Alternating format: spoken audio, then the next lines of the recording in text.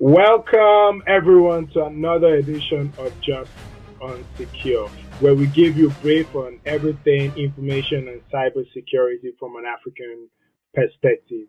But before I go, remember, we always introduce ourselves. I'm Babz and co-host OO. How you doing? Long couple of days ahead, but this month we're looking at talking to different women that have skills in information and cybersecurity. I think this month is going to be special. Yemi, what do you think? Absolutely. I'm looking forward to it, meeting different women who have championed the cybersecurity cause and they are top on their game, like CISOs that we really, between Babz and myself, we really respect them in the field. They've gone ahead to do great things, and we know that people out there will have something to gain. Absolutely. And who other than our first guest? Her name is Sylvia Sedo, an information security professional. She's not just any other information security professional. She's a practitioner. And this is why we're bringing her onto the show for you guys to hear what a woman is doing in the field of cybersecurity. Please, let's bring up Sylvia Sedo. Sylvia, how are you doing? I'm well. I hope you are too. Happy to see you, Sylvia. Thank you for honoring our invitation. Thank you for having me. Okay. I was trying to say some words in Ghana, but I've forgotten all my Ghanaian tree words. So I don't even want to try it, so I don't fumble it. So I will just go straight to the matter of the day. Maybe Babz, before maybe she can first of all greet everybody in Ghanaian.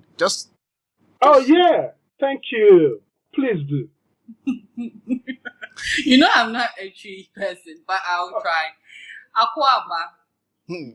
My name is Sylvia Sedo, and it's a pleasure to be on Just Unsecure. Thank you for having me. Thank you. Thank you.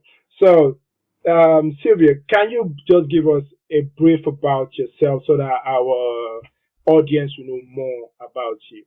Okay, so my name is Sylvia Sedo. I am a Ghanaian, and I studied computer science. I started working as an application developer at Explainer DC, and then through my work there, I graduated, or may I say I stumbled on information security when I developed an application.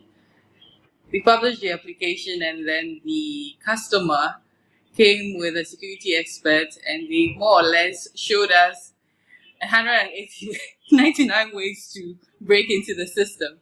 So from there, I started taking the security aspects of information security seriously.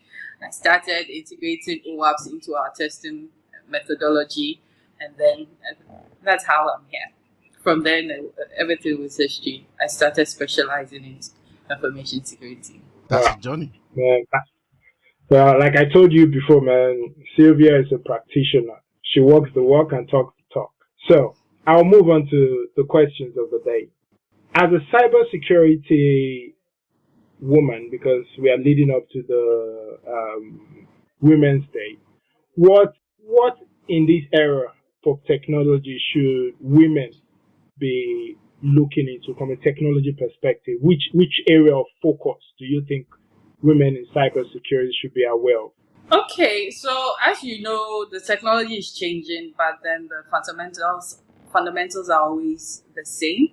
With regards to women who want to stumble into information security, I think first of all you need to play on your strength.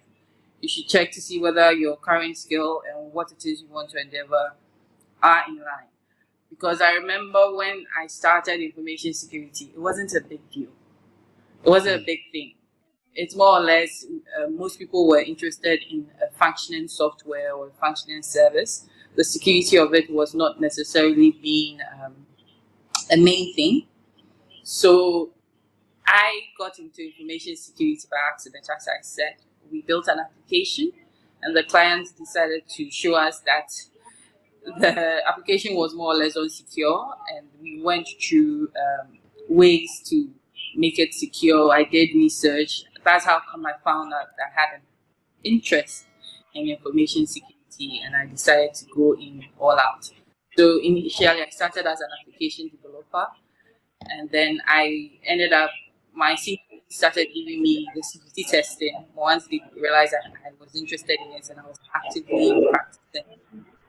So my lead at that time, Raymond, gave me the opportunities to fully develop, and then I transitioned into a systems administrator role. And then I also practice it diligently, as well as incorporating the principles of security in there. And then I eventually had a chance to become an information security analyst. Then it wasn't a big thing. When you are speaking information security, people will be looking at you like, what is this girl talking about? They're talking about servers and blades and networking, and you are here talking about CIA and then secure protocols. That thing I can connect computer A and B. What are you talking about? Exactly. The field has evolved. We currently have a place at the table. So yes, it has changed. So what I would tell my fellow ladies is try to discover your strength. Maybe currently it is not something which is actively being looked out for or being searched for. But as you are developing capacity and speciality in it, you realize that yes, there is an avenue to make money out of it. Because I didn't straight away start out as an information security practitioner. It took steps. And even now, there are many ways for you to come into the field, whether you are coming from a technical background or a non-technical background. Okay, so with information security, I believe that in every industry, there are definitely more men than women. Even if you look at the cooking industry, chefs, how many women chefs do you know? Majority of the chefs I know are men, even though cooking is regarded as a female avenue. So what I would say, there is an opportunity to break barriers here. And you can start small. When I started information security, I had a lot of people helping me. I reached out to people. I quite remember the first person I spoke to when I started information security. That was after I had OAPS, at the start of OAPS was one person working in the banking industry, and he helped me, gave me support. So I believe if you want to break into it, the first thing is to be professionals that are in it. The thing about it being majority male and majority female, you have to be comfortable with what you're doing, and be comfortable with the fact that you don't know it all. You will make mistakes, but then you have colleagues to help you overcome that. And even now, there's a lot of initiatives to have females. That's a nice way to put it. And I want to put myself, I can't put myself in a woman, but I'm putting myself in, let me try and put myself in some women that are trying to get into this field. Some people tend to think, oh, since it's male dominated, what kind of, should I say, technical or soft skills from your perspective as giving you the opportunity to get to the level that you're in? I think most women would want to know that. Is it all programming like they say? Is it impossible for any woman who doesn't know programming to get into cybersecurity? I think they want to understand, okay, if Sylvia could do it, what does she have to learn to be able to gain and gather that respect? Because I'm sure you work with lots of men. So obviously there is that respect because you've earned that respect. So they would like to know what they need to do, how the technique or the soft skills required. Okay, so I guess with me, I'm naturally curious. If I'm interested in something, I don't mind asking questions. Yes, I understand that with the work environment, everybody is trying to get things done. So not everybody will necessarily welcome a certain level of questioning. But then as you ask, if you're not getting the feedback that you want, that's where having peers and mentors come in. You can ask other people.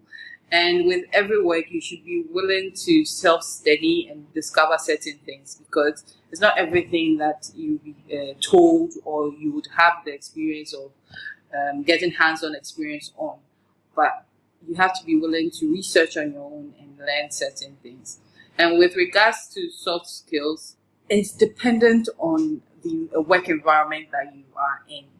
Sometimes it will be good to be cheerful and friendly, be able to have a rapport with your colleagues. But then if that is not there, as I said, you can have an external network, join professional bodies that are in your city or in your campus. And then when there are also workshops, you can go out there.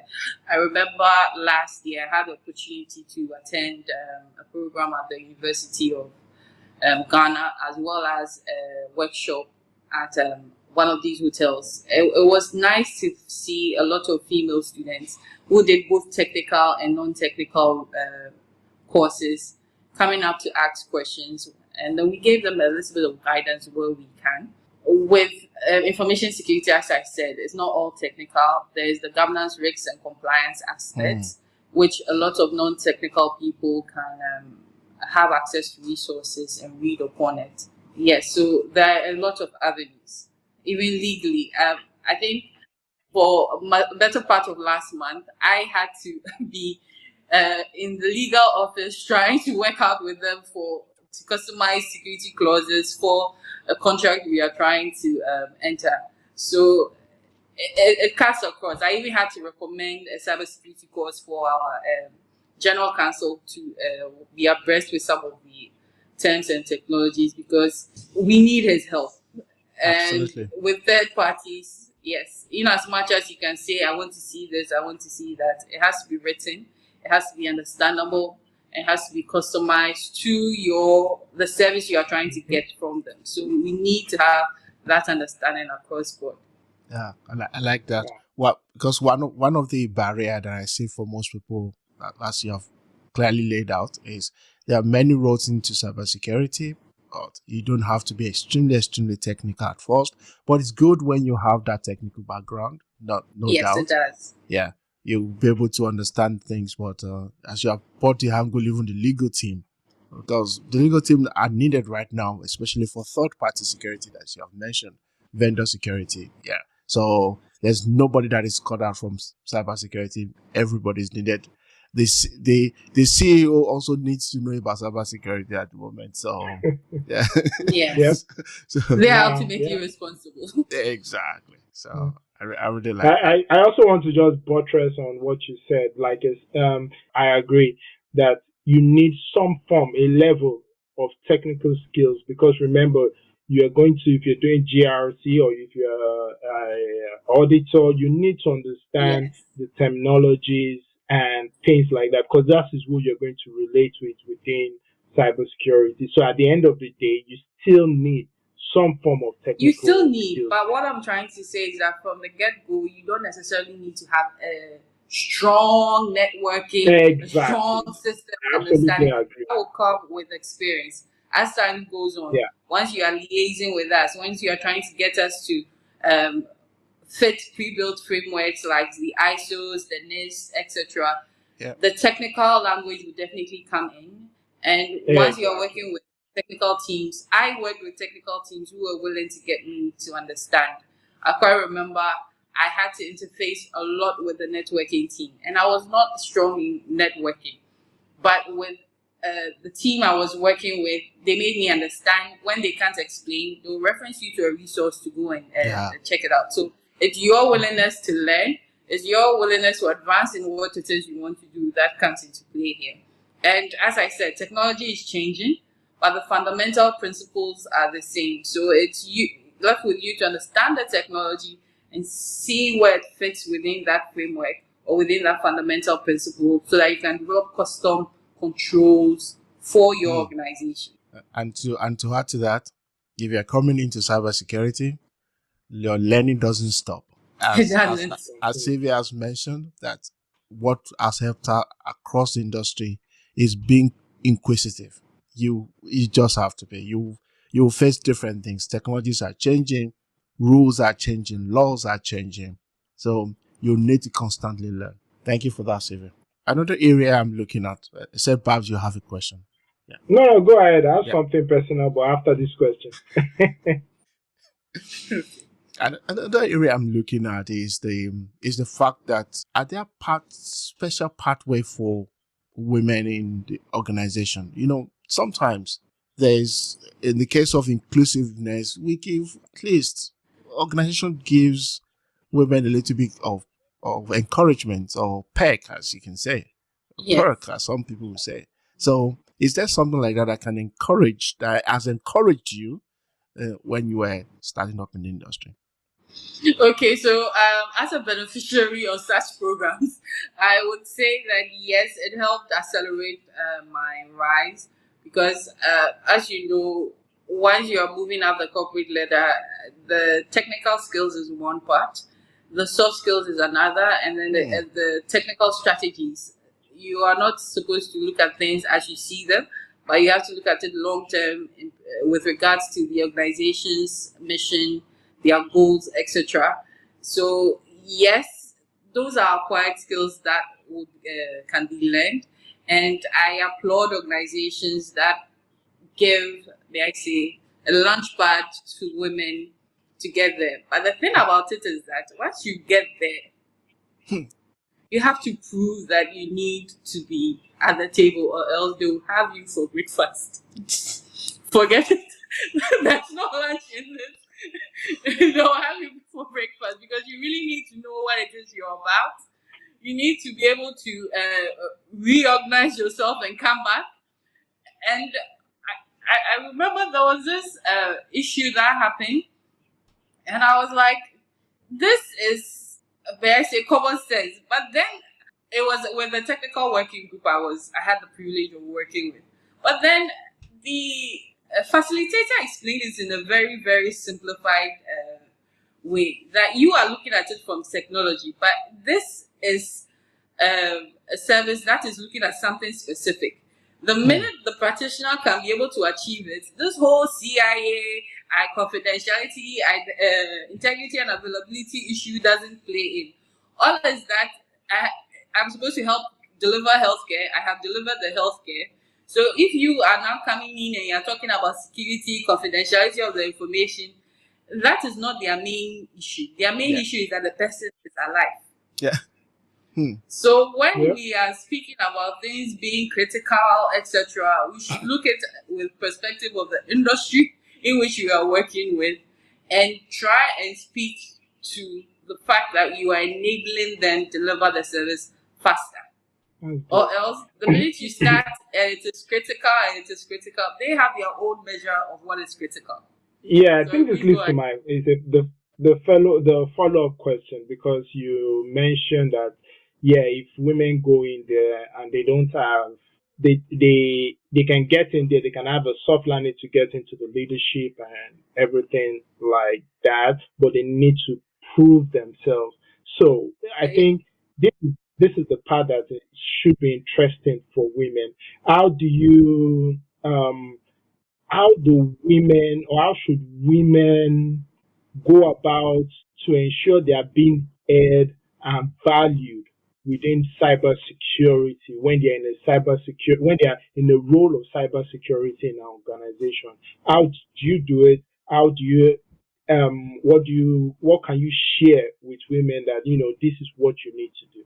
Okay, so with leadership, I came from a purely technical role, and I'll be honest, what got me here is not what is keeping me here, because as I said, number one, you have to prove you have an understanding of the industry you're working with, and you need to speak its language, right? And then try and align the information security objectives of the organization, or what controls you have, with the business. Because as I said, in every industry, they have their own view of what is critical and what is not critical.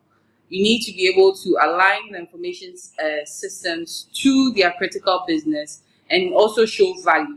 What value is different in each organization, so I don't want to go into the metrics in here. But then usually now everybody is big on CX. If you have digital channels, how are you making it secure? How are you ensuring that the CIA is being maintained there at an acceptable standard? And always marry it to, let's say, the profitability metrics that they have. So that was what I was able to do at where I am. I'm able to align our information security objectives with the business, especially if you're working in an overly regulated sector, Industry. whereby fines definitely eat into the profits of the organization. You can align it to certain strategic initiatives that they are trying to make. There, I can get funded for some of my security tools. And whenever there is something good happening in the organization, I always say, and then this my tool assisted, so as to show return on value. Because let's be real here, security tools are expensive. Yep.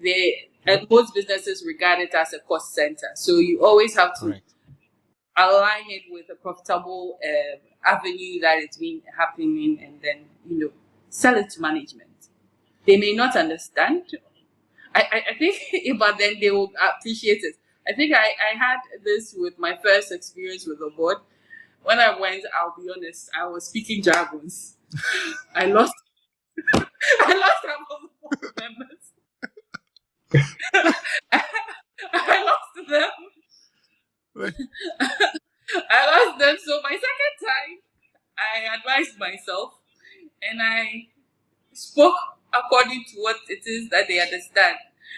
The governance aspect, fraud reduction, what's it called, profitability, system uptime, etc. They could relate. They understood it. It was I think that was the time I was like, aha, okay, Sylvia, you now arrived. Yeah.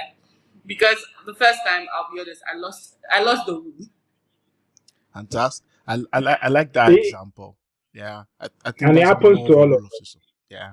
So the next question I'd like to ask now, it is a fact that if you look back to Sylvia starting off, how would you start differently? Or will you repeat the same route that you came into cybersecurity? Will it be the same route, or you do things? I think yes, because some of the experiences I had there had really shaped my perspective. Yes, maybe it would have been a bit easier if there were the organizations that are available now back then, like the women in information security, women in technology, etc. It would have been easy because then you have access to mentors who are already there. But I will not belabor the point that I had help, although majority were men. I had the privilege of working with a team that was more than 90% women. I think Babz could attest to it, and it was fun. We were able to. We only had one meal there. It was fun, and my boss was from a GRC professional, and she was on top of it. Okay, so with having a diverse team, everybody comes at it with their own viewpoints. So it has been fun. It has been fun. I don't really think I managed them a bit differently. But then, as I said, with each team on each organization, it has its own dynamics, and then you have to make sure that you are, managing or aligning to the team and the culture that's at play within the organization. So, thank you, Sylvia. So, if anybody wants to get hold of you, I don't know if Babz have any question, but I'll say that right now. If anybody wants to get hold of you, where can they get you? I know a lot of ladies, younger people will be saying, yes, I really want to be like Sylvia. Where can they get hold of you? They really want to be like the best version of themselves they imagine. I'm available on LinkedIn. You can reach out to me on LinkedIn and I will reply. Fantastic. Babz, go ahead. I think that's the best way to round it up. I want to use this opportunity to all the women out there considering cybersecurity. This is Sylvia Sedo. You can reach out on LinkedIn. Don't spam her, but you can reach out to her on LinkedIn. And again, there are women doing great things in cybersecurity, especially in Africa. And Sylvia Sedo is just one of them. And we're bringing you more women later on in this month to let you know the women that are successful in the world of information and cybersecurity. For myself and OO, we'd like to thank Sylvia for coming on the show. Thank you so much. And yeah, we'll see you, but we'll bring you back soon. Promise. Thank you for having me. I'll say this in Ghana. Oh, that's so lovely. Thank you. We'll translate it, viewers. Don't worry. All right. Thank you, Sylvia. Thanks a lot, Sylvia. Really appreciate it. Wow, that is such an amazing guy. And to all the women out there, trust me, Sylvia is a practitioner to the core. I think every woman in cybersecurity, when you talk about someone having the technical ability, having the leadership ability, I think Sylvia Sedo is one of a kind. For those I've engaged with as well, absolutely. I don't know any of your thoughts. No, she gave nuggets from technical side and also from management and business side, which many people need to learn that when you have your feet on the table, your seat on the table, you have to prove you deserve to be there. Where you are given a peg as someone, whether as a guy or as a lady, and you get there, you need to prove to the business that you deserve to be there. And you're a qualified security person. So I took that as a big nugget for some of the guys that we're working with. And hope to have everybody. Don't forget. Subscribe, guys. See you next time. Thank you.